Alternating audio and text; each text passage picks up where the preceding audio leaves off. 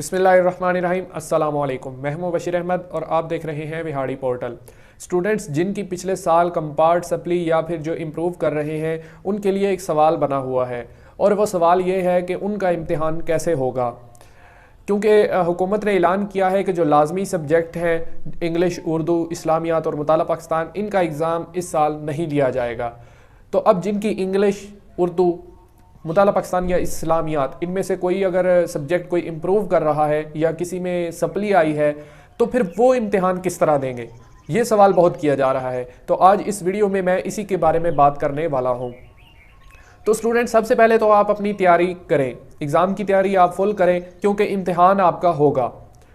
जिनकी सप्ली या जो इम्प्रूव कर रहे हैं उनमें इंग्लिश, उर्दू, इस्लामियात, मुताला पाकिस्तान, इनमें से किसी भी सब्जेक्ट में अगर वो इम्प्रूव कर रहे हैं या उनकी पिछले साल सप्ली आई है तो वो अपनी तैयारी फुल करें, क्योंकि इम्तिहान उनका होगा।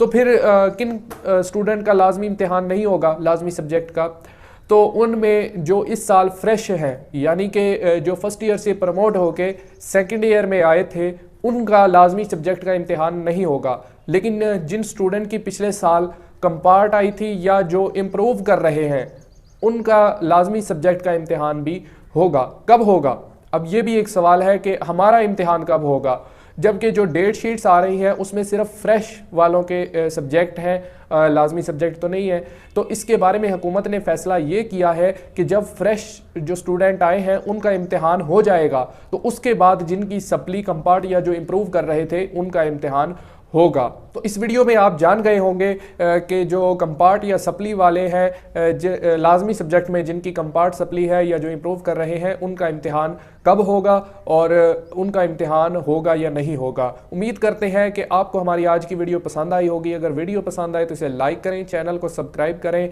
अपनी राय का इजहार कमेंट बॉक्स में ज़रूर करें। अगर कोई क्वेश्चन हो तो वो भी आप पूछ सकते हैं।